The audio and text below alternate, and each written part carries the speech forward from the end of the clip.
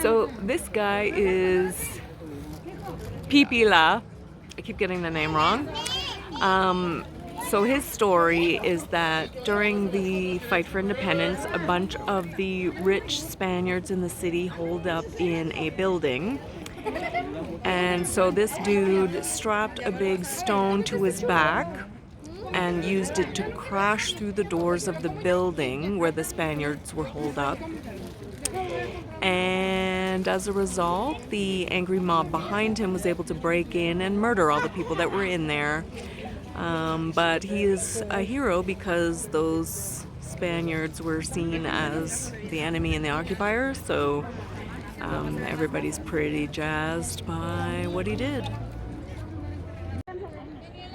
This is the building that Pipila stormed, and is the same building where Hidalgo's head is and 3 of his generals, where basically they put them on each corner of the building for 10 years and then basically buried them in the stone in the building.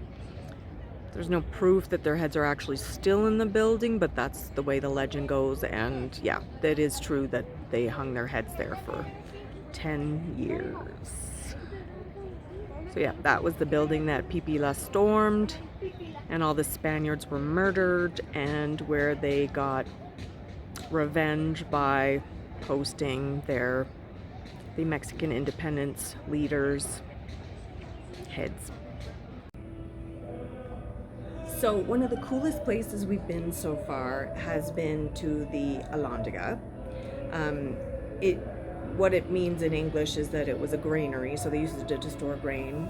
But for some context, when the Spanish took over Mexico, and the Mexicans started to fight back for their independence, a bunch of the rich Spaniards holed up into this building, and it was stormed by the Mexican people, and they killed all the Spanish people in it. And now they've turned it into a museum, and in the museum it does a timeline of the fight for independence. It's got memorials to the main people that were involved in getting it going, and it also has their names on the corners of the building where their heads were hung after they got captured. Someone betrayed them and they were captured and beheaded, and their heads were hung at the corners of the building. But now they've turned it into like this big independence museum and honoring them for their sacrifice, and it was a really cool museum to see. We couldn't put film in, but it was really cool, and they did a timeline of all the different people and what happened and when, and it was really awesome and very interesting.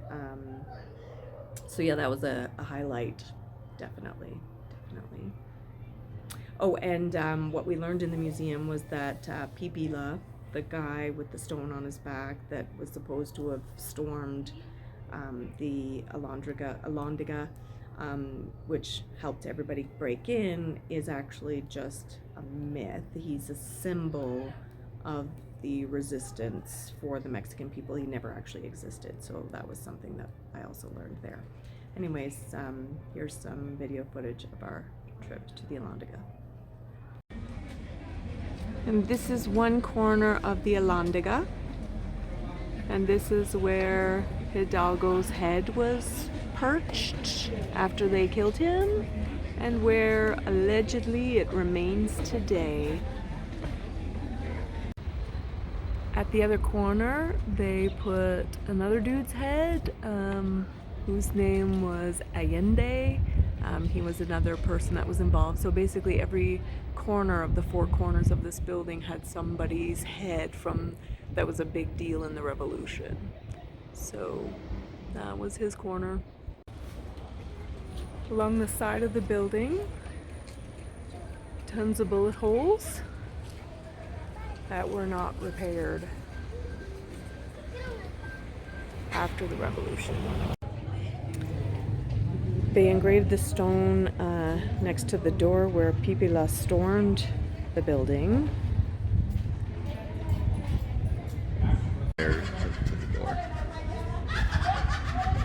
They obviously replaced the doors from when he stormed it because he had a stone on his back and he set fire to the doors. This is the art inside the building. You're there. About from the Spanish occupation to the rebellion to the Spanish Inquisition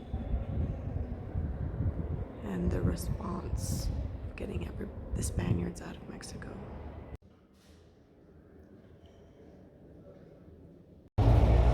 This is one of the other people that were hung on the corner of the Alhóndiga de Jimenez.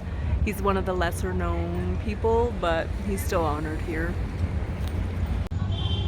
This is a wide shot of the Alhóndiga. This is on the back side, not at the front entrance, but it's got like a plaza and stuff around it, leading up to it. Even though it's not a doorway, it's still pretty cool. And then there is a memorial statue thing on the side here. It just has the name of it. It's not that noteworthy, but it's overall pretty cool. They've turned this old railway station into this really cool market, and it's got food and sous vide and groceries and produce and stuff, and we're gonna check it out.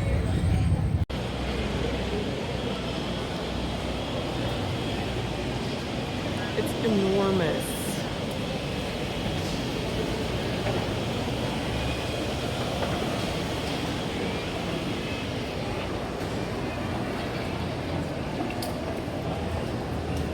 Basically stuff everywhere.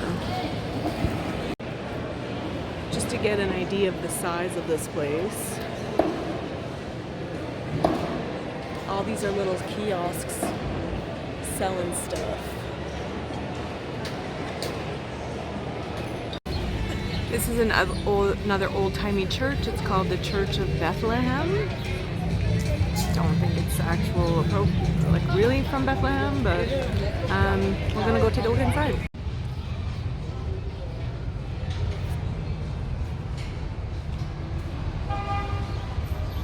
There's a dome up there. I'm not gonna go in because people are praying, but that's the church. Nice, lovely church with a cool statue in front of it. Because I am the worst tour guide ever, I don't know the name of it. There's a dome in the back that you can't really see, but maybe we'll get another shot of it at some other point. Probably not though. I wouldn't hold my breath. Another old-timey church, just up the street from the last one. Don't know its name either.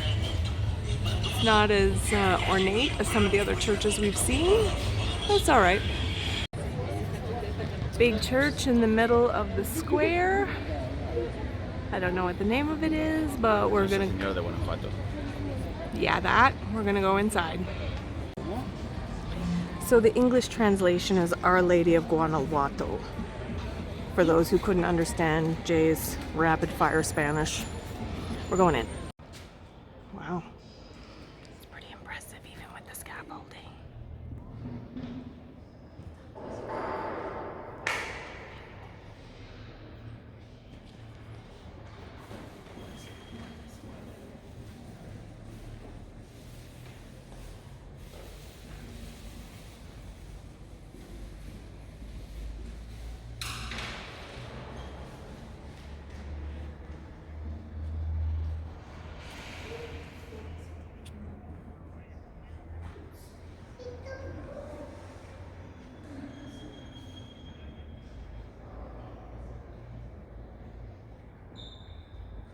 Another old-timey church. It has a dome, which you can't see from this angle, but because of the way the street is, this is what we can see from the street.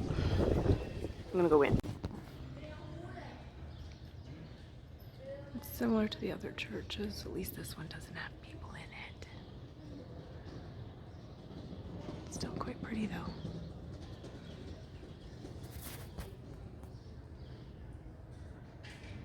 There's the altar.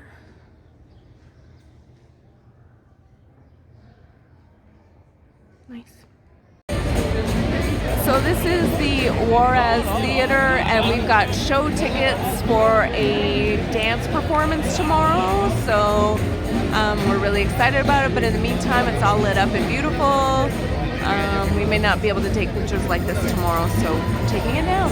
Look how pretty that is. So we've just arrived at this castle.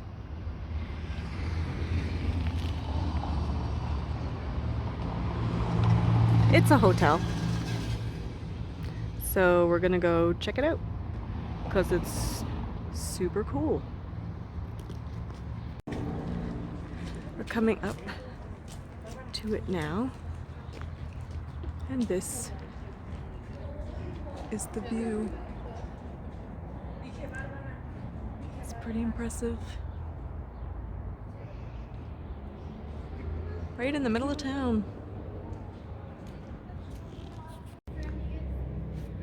So this is the Santa Cecilia Castle. It's pretty awesome.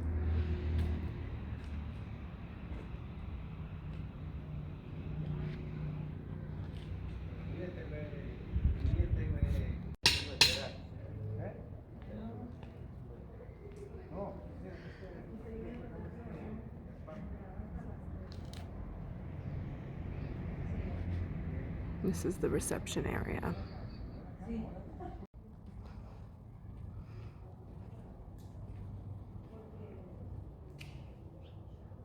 This is awesome.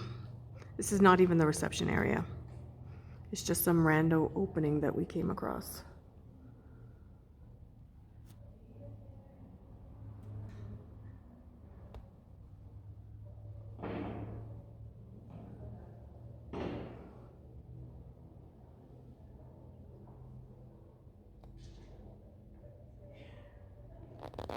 Oops, my finger again. Sorry, everyone. And the cool ceiling. It's vaulted. Don't know if you can make that out.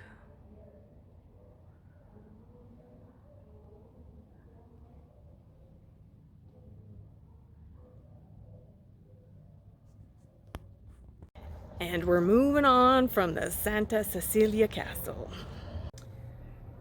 We also went to the Mummy Museum, which started out being kind of cool, but then kind of felt a bit gratuitous. I did take videos, so if you're at all squeamish and don't want to watch it, you can stop the video now, because this is going to be the last thing on this series of videos. So the bodies were really well preserved. They weren't embalmed, but because when they were buried there was no humidity or moisture, the water and moisture in their body just evaporated and left them kind of well preserved naturally. So it's quite gross, but I did take some videos. If you want to see them, keep watching, and if you don't, you can stop the video now. And here we enter the Mummy Museum.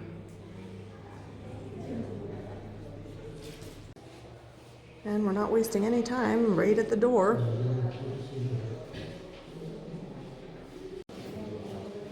God damn, that's bleak.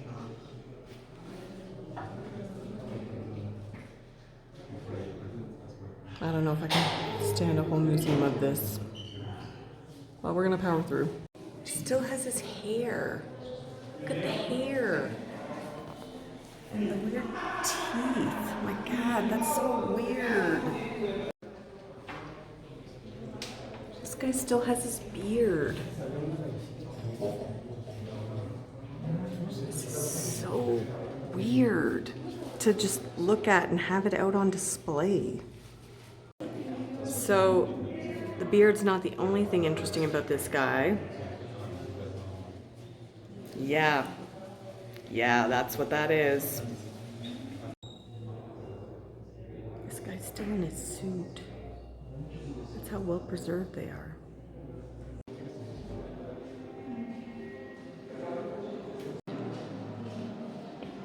They even have babies.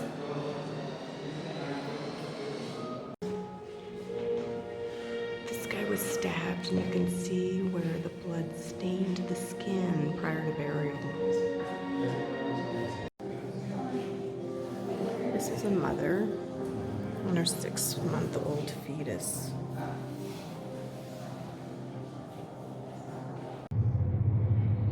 Wow, that would be a shitty way to die.